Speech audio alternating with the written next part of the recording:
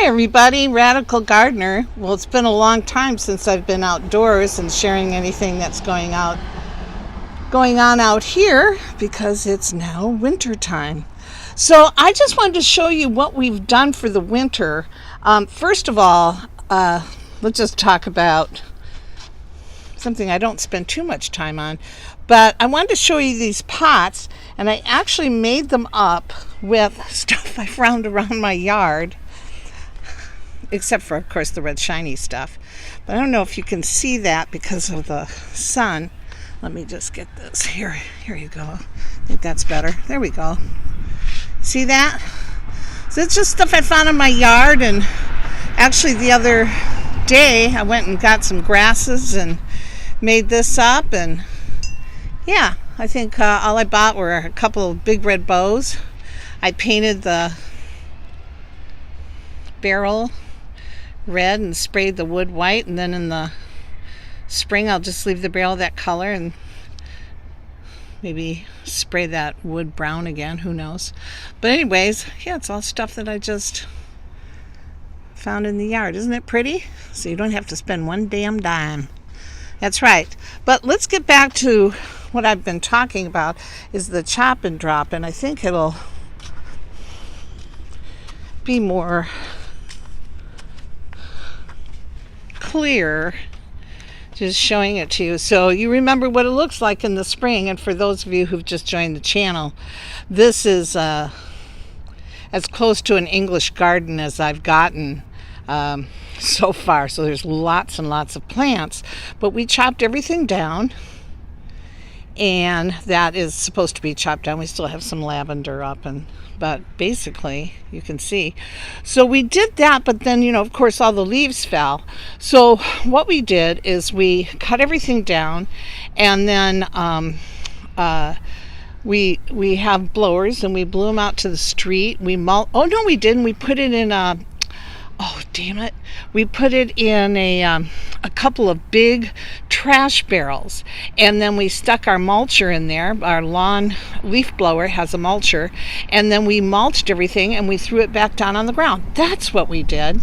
Yeah, it's been a couple months, but you can see that ground is going to be so much more fertile and diggable in the spring because, as you know, this was lawn. Yeah, so that's what it looks like. Not too bad. And then here, this is what I started, and I'm not thrilled with it, but it's a start. But all this lawn's coming up, so I don't know what this is actually going to end up being, but I think I'm going to make another attempt of doing a circular or a spiral herb garden. But at the time I was just doing it really quickly, but I have the soil down, and again I've got my leaves all mulched, and this grass is going to get pulled up in the spring. Probably around February when it gets really wet, I'll lay cardboard down here and then lay some straw and some soil on top. But yeah, so this is going to be all herbs and kale and flowers and all kinds of stuff. I can't wait to work on this. So then I won't have any lawn at all. Isn't that great? Yeah. So that's it. All right. Well, there'll be a part 2 to this. I'm going to go in the house. Let's see. Macaroni is in the door. He's been making his great escape here lately. He's decided he's an outdoor cat all of a sudden after 7 years. See? No, you are a prisoner. All right, you guys. I'll be right back. Okay, it's rolling again. Whoops, don't have my microphone in. Need my microphone. Okay, just a minute. There we go. Here I am. All right, so you saw the outside, now we're on the inside. I always have cat hair somewhere on me. It just floats through the air. All right. Let's see. So you saw it was, it's nice out. I think 35, 40 degrees, something like that. No snow. Yippee, no snow. So we'll just see how that goes. Now, I just saw a forecast, and it looked like around Christmas that snow may go more north of us, but we'll see. Yeah, we'll see. But I don't wish a big snowstorm on anybody. Okay, unless you want to ski or something, then maybe love it. But in the city, it's always a pain in the butt. All right, so let's talk about car prepping. And do you have what you need in your car? Now, again, you know how I am. I love going basics. We have jumper cables. We have, I think 3 days worth of food, box food. It's small. It's very compact. It's just emergency meals. We have a blanket that's wrapped in plastic. And then we have 5 gallons of water. So that is in our car, and that's in there full time. But you can flush that out. To me, that's just bare basics. Other people would probably say a few more things, but to me, that's just bare minimum, right? You can jump your car. Of course, having something really warm, maybe if you want to put your sleeping bags in. I do live in Detroit. I've never had a car broken into, but I don't usually have anything in my car. So when you start filling it up with stuff, you might want to think about that. Where do you live? Would that just tempt someone to steal your car? So this is something I can have in the back seat on the floor, and it's not that visible. So it's up to you how far you want to take this. So with that in mind, I was looking around at different auto emergency kits, and I did find one that I really liked. Of course, there's a bunch of them on Amazon. I'll leave the link, and it's called the Ultimate Auto Emergency Kit. Now, they have several. This is the high-end one at $144.95. So this is what it has. It all comes in a duffel bag, so it's really easy to take it in and out. It's a 21-inch duffel bag. It's canvas. It looks like it's pretty heavy duty. So you have electrical fuses. You have 10 GA 12-foot jumper cables, 1 LED flare, 6-inch light sticks, yellow. You have 1 pound of a 5 BC fire extinguisher. You have vast lime green. It could be yellow if you want it to be. Leather gloves, 18-inch bungee cord, a 18-foot bungee cord, 5-foot coil, screwdriver set, utility knife, air compressor, tow rope, duct tape, 16-inch triangle, the reflective triangles to put on the side of the road, trifold shovel, hardened steel material, which would be probably if you were stuck in mud or ice, to get some traction. Increased durability, helps out through packet dirt, roots, and tough foliage. Okay, that was close. Compact design, great for camping, gardening, other outdoor activities. Emergency high calorie food bar, 400 calories. So there's several of those. Emergency water, up to 5 years shelf life. Ice scraper, waterproof LED flashlight with 3 modes. So the flashlight, continuous glow, beacon, and emergency flasher. So that's what you have on the flashlight. A window hammer, I guess in case you need to get in and you've locked yourself out or whatever. Or if you are being carried away in water and flood or what have you. Emergency blanket, rain poncho, call police banner, a tire pressure gauge, auto emergency guide, emergency whistle, biohazard bag, multifunction knife/tool, 56-piece FAK. What is that, you guys? What's the FAK?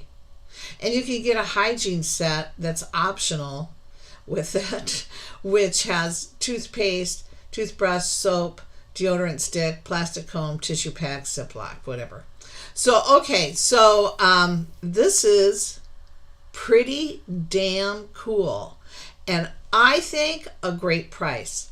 So I was looking at the other ones, and that's through, this is through survival-supply.com, official government and military contractor.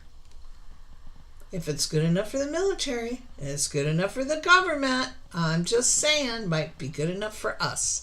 So there you go. God, they've got lots here. This is just a great site. They have trauma kits, emergency food, trauma gear, freeze-dried food. This is a cool site. So I'm going to go through this site more, and I'll be talking about some of these wonderful topics. Hunting gear, doomsday preppers. God, I hope I'm not that. I'm a prepper, but I don't know if I'd say I'm a doomsday prepper. All right, so that's, I like it. I'm ordering it. I'm ordering that. So let's go to what I found on Amazon. All right, so Amazon has, make sure my time isn't too much. Okay, so Amazon has some really nice emergency kits. They have, and they run everywhere from $68 to, well, $74 to like $39, $32. So you have, whatever your budget is, you have probably something here that you can afford. I do recommend that you have, some kind of backup in your car. I mean, people are in their cars a lot. We're not, but lots of people are. And if we ever have to get out of here, it would be a really nice thing that we don't have to worry about, that it's already in our car.